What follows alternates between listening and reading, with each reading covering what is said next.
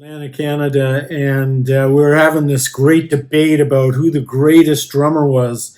And I was very much on the team of Keith Moon, John Bonham, those type of drummers that were, at the time considered some of the best in the world. And one of my friends, his name was Chris, he brought an album one night, and it was Exit Stage Left by Rush. And he put the album on. He goes, I just want you to listen to this album. So, of course, we had a couple of sodas and sat back and had a good listen.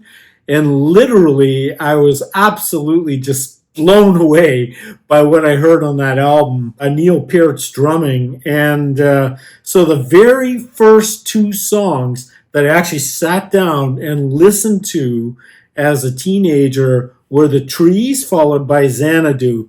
After those two songs completed, I was like, whoa, stop the presses. Wait, I've got to process what I just heard there. And so without further ado, I am going to watch that. Exit Stage Left, I believe this was live in Montreal back in 1981. So I'm going to review the song, try to figure out what those songs are about, although I have a little bit of insight on the song Trees. And really want to try to figure out what Xanadu is about, one of the more progressive songs by Rush. So sit back, relax, enjoy this double hit video, which will include Trees and Xanadu. So let's go.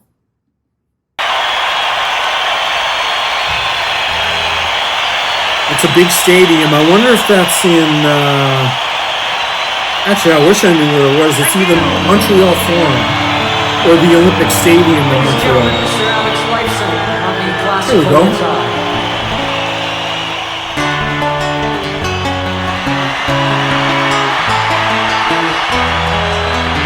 Canadian band with a Canadian crowd. There is unrest in the forest, there is trouble with the trees. For the maples want more sunlight and down we hope to know their pleas.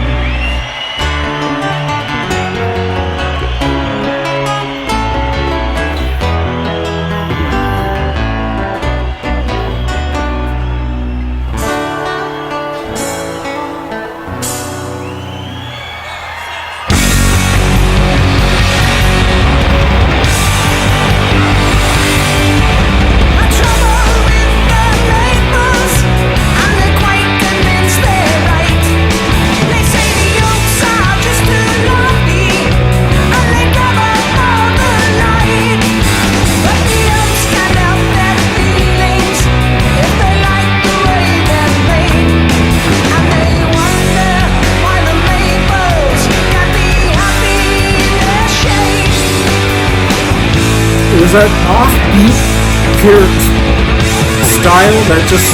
There is trouble in the forest, and the creatures all are fled. As the maples scream oppression, and the oaks shall shake their head.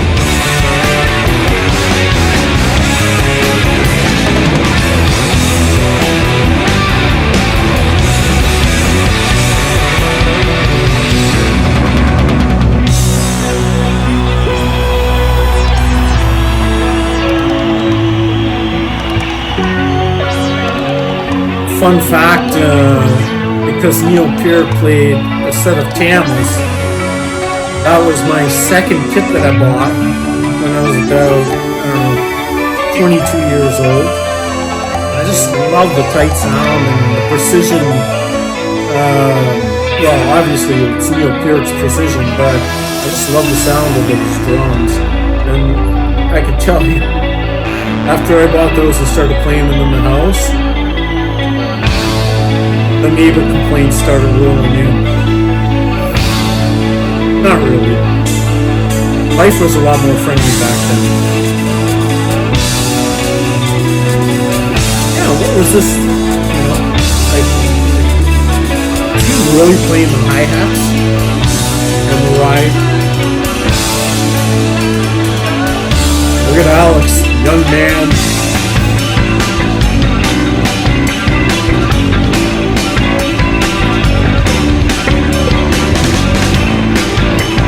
So that bass drum, little skip beat.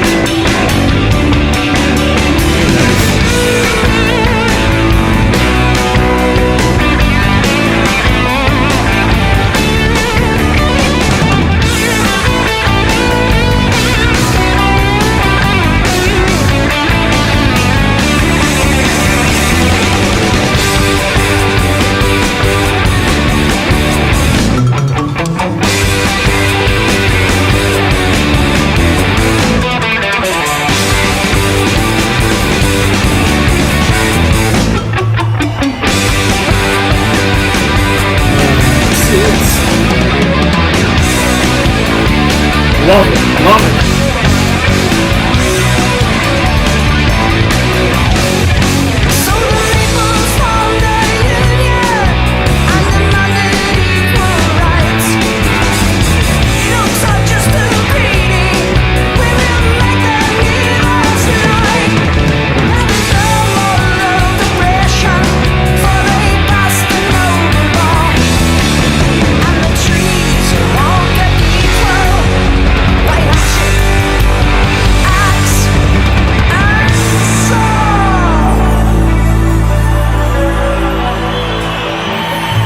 Isn't that just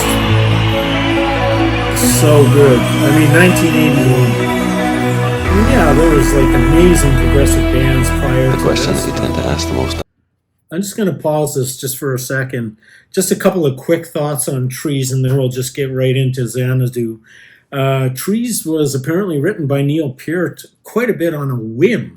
And he didn't really mean it to be such a deep social commentary. However, the observers and the listeners and the audience really made a lot out of the social commentary about trees. In Canada, you have oak trees and you have maple trees. Now, maple trees are broadleaf trees, and oak trees are very tall, large evergreens, generally evergreens. So I won't get into all the tree genuses at this particular moment, but suffice it to say the oaks tower over the maple trees. So the argument here was the maples were not getting enough sunlight because the oaks were dominating. And then the social commentary that came pouring in was, well, we got to make them equal. And so what they ended up doing, you make them equal, you're stripping back all the beauty of the maple, and you're stripping back the natural beauty of the oak tree as well.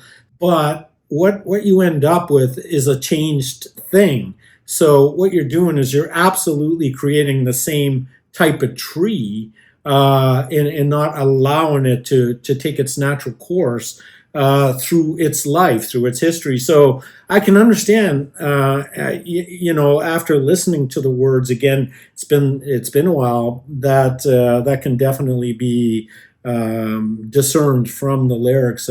Neil Peart was very, very much philosophic.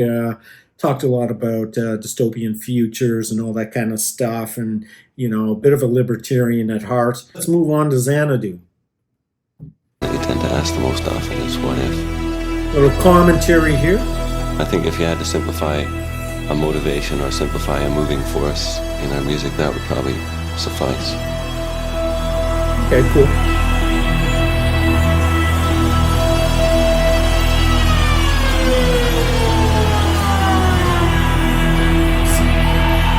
Visuals there.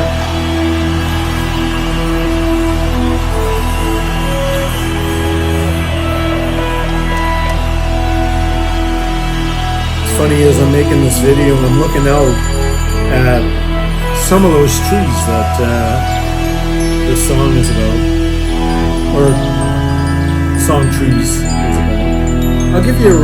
I'll take a picture and post it.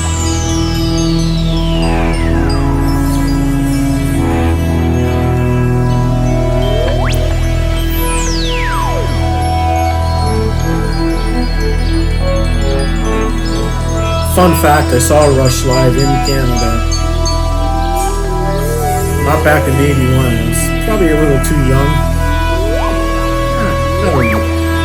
Maybe not. I'm older than I look. That's what a lot of people say. But I saw them in Vancouver. It was the Snakes and Ladders tour. Around 2012-ish.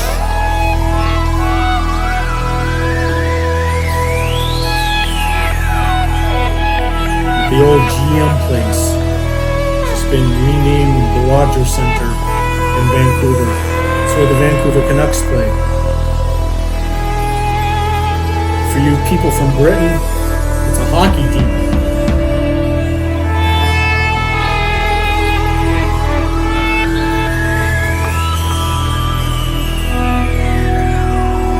As you see, very long intro here, using awesome guitar sounds, percussion. This was another thing about Neil Peart that really blew my mind was, in the middle of these songs, he's going off like with this beautiful precision active drumming, and then, filling in with all the percussion sounds as well. He really was, I think, a trailblazer, being able to do. I mean, yeah, you see bands like Carlos Santana. You got all these separate percussionists, all these two drummers, and here you got three guys: guitar, bass, and drums, percussion. There you go.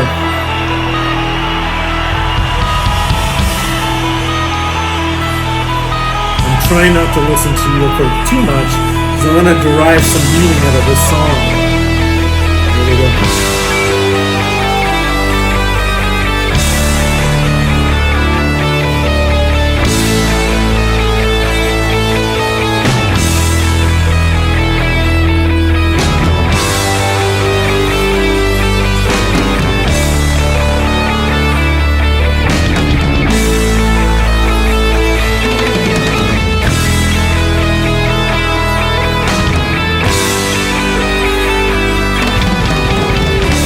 Learn those hand movements from this song.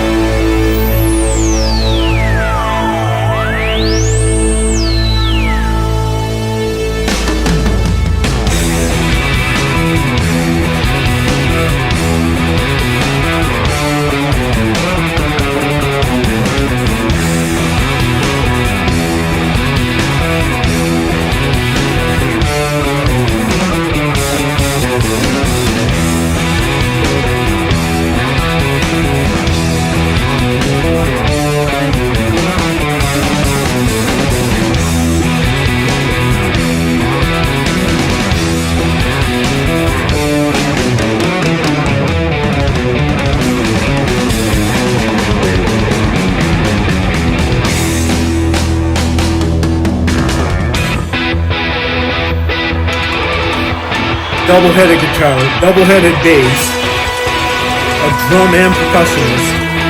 And these guys make sound a lot.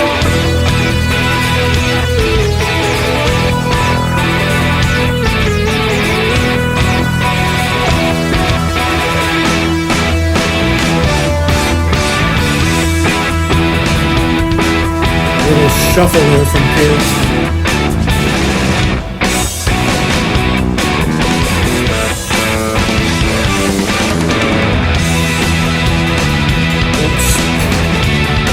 Alex likes to strolling a little bit too far for his guitar cable. Old school.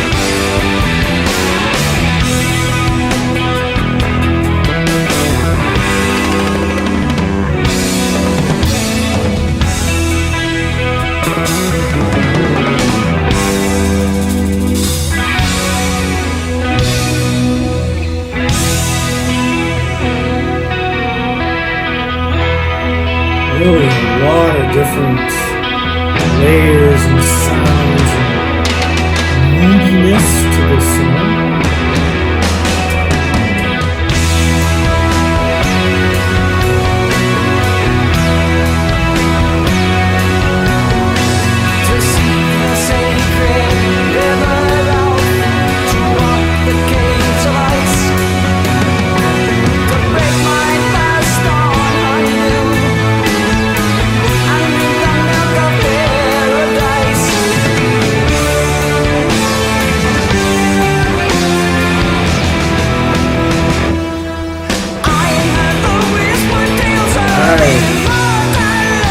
Get punk.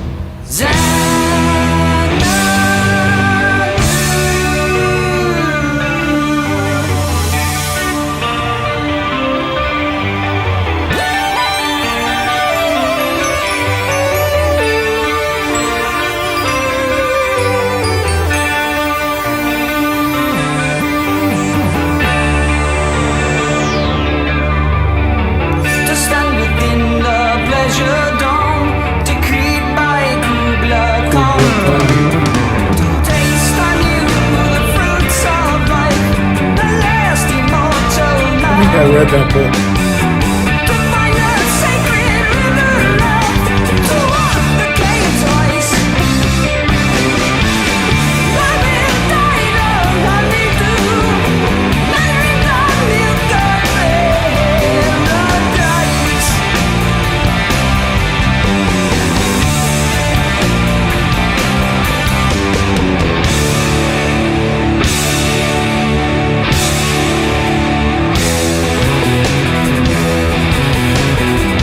Okay, so far we've heard like 3 different songs. These guys are so good. They were always good.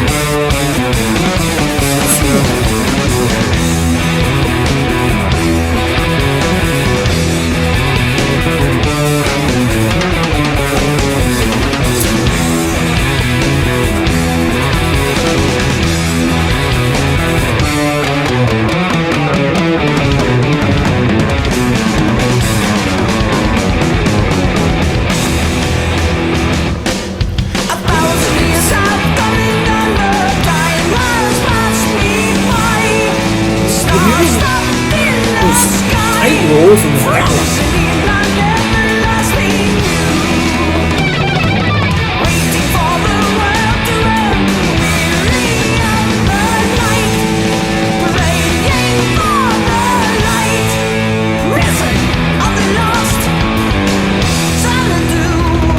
Is this peak Rush? 1981? I mean, well,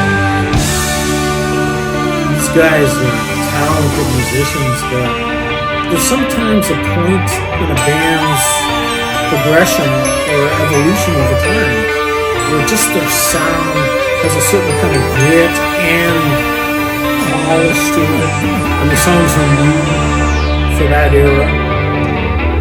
I don't know, you tell me. I certainly like it. Speaking of that,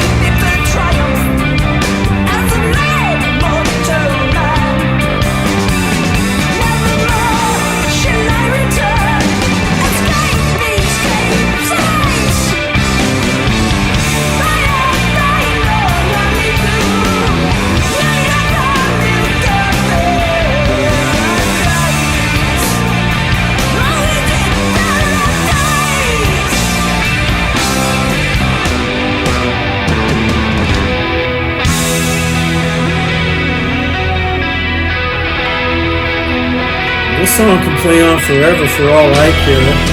Stay tuned. Stay tuned. Stay with me. Yeah. The ever underrated Alex Lifeson.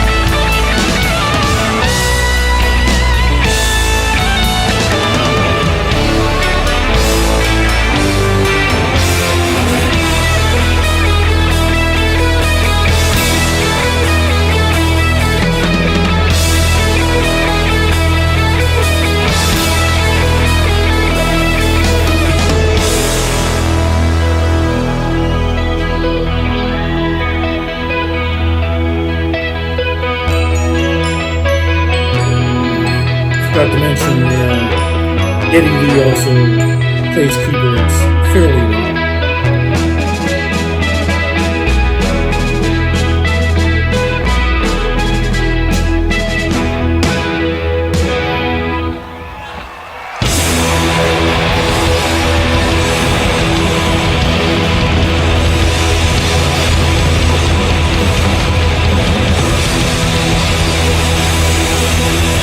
Well deserved. Wow.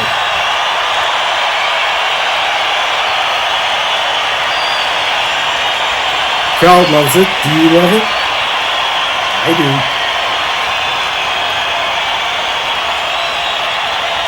That's just so fun to watch that because, as I was saying, like put this into perspective. This is 1981. Alex Lifeson and Geddy Lee were born about 1953, and I think Neil Peart was 1952, which would make them, not even 30 years old when they performed this concert. It really is boggling. I mean, mind-boggling, really, when you think about it. That they were really, I think, moving music into a new frontier. And that was rock and roll with progressiveness and storytelling. And, obviously you can say the same for bands like Pink Floyd and a host of others, but Rush did it with more of a fullness, I think, compared to a lot of rock bands in that era. And when I say fullness, think of the instruments they're playing. You have Neil Peart on drums and percussion, creating incredible fills and background and all these different types of sounds in order to pull off these sort of mystical songs. I'll get to that in a second, Kubla Khan, that's very important to the Xanadu portion of this video. But secondly, then you have Alex Lifeson, again, one of the most underrated guitarists in all of rock and roll, playing a two-headed guitar with two different sounds. And then you have Geddy Lee singing, playing a double-headed bass and keyboards. So you've got 1, 2, 3, 4, 5, 6, 7, 8, 9 instruments being played by 3 people. Okay, and when I asked during that song, like, is this peak Rush? It just, I think if you were to time travel a little bit, I would say this would have been just absolutely spectacular, because here it is, 2024, and it's still spectacular. It's such a joy and thrill and fun to watch these guys perform. Even 1981 concerts in Montreal, Canada. I mean, it's just I can't say enough about Rush. And look, as many of you know who are coming back to the channel, I'm a Canadian person, born and raised and growing up in Canada. I mean, obviously, Rush visited my city 10 times while I was like a teenager. And I never really wanted to go because they fell outside of my musical taste at that particular time, which was hardcore punk, to be quite frank with you. And really the rock bands that I really liked at that time were the big bands from Britain. And I just, I don't know, narrow-mindedness when you're younger. I mean, when I went to a party, I had to be the DJ. So, I would always be introducing people to the Police, Stiff Little Fingers, Joe Jackson's older stuff. And people really liked it. My friends really liked that stuff. So I opened the minds of a lot of people that I was around to different genres of music. But hey, I'm not going to kid nobody.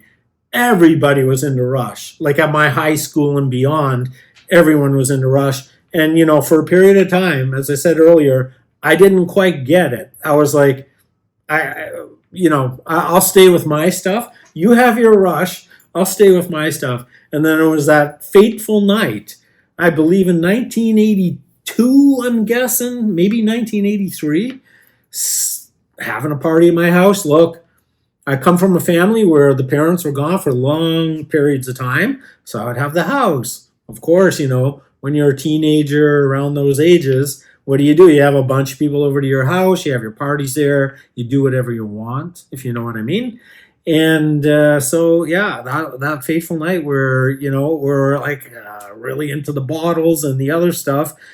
And once the needle hit that album, Exit Stage Left, and I heard Trees and Xanadu for the first time, it was just, wow. I'm like, I've been missing this. I immediately got into Rush after that, and I borrowed that Exit Stage Left album, and I wore it out, basically, listening to it from front to back hundreds of times. Okay, so Xanadu, just a quick meaning here. Kubla Khan refers to a book. I believe it was about, now I'm going back in my memory here. I'm guessing some of this, so you can fact check me. It's a song about having eternal life and some kind of, I don't know, utopian society, environment, and having that sort of endless life, and getting tired of it and deciding after a certain period of time that it's just backfiring. You don't want it anymore. You want an end game, and I believe that's what Kubla Khan was about. So I'm guessing the song, after and listening to some of the lyrics now today, plus the name of the song Xanadu kind of gives it away, right? Let's rate these two songs. I'm going to rate them together, not as a unit, but as two songs from Rush. I think Trees is from Hemisphere. I don't know what Xanadu came from. You'll have to tell me down below. Okay. A plus for both songs. Trees and Xanadu, putting them definitely in that A plus. We've covered a lot of great Rush songs on this channel. I think the only one that made it to Masterpiece so far was the live performance in Rio de Janeiro, Villa Strangiato, the strange village in Italian. Okay, folks, I encourage you to leave your comments, your commentary, intel, feedback. Tell me what you know. Tell me how you feel about this song, the band, and anything else you want to talk about. As anybody knows who have left comments in the comment section below, I get back to everybody. And please, let's help the channel along a little bit. If you already haven't done so, please subscribe. And before you leave this video, hit it with a like, please. And that'll help out the channel expand a bit, and we'll get some of this straight. I'm all over the map with the music on this channel, so let's get it out there. Let's share it with your friends, and so on and so forth. And maybe we'll grow this into a really good permanent channel for all genres of music over many, many years. So that being said, wherever you are, whoever you are, have a great rest of your week, and we'll see you soon.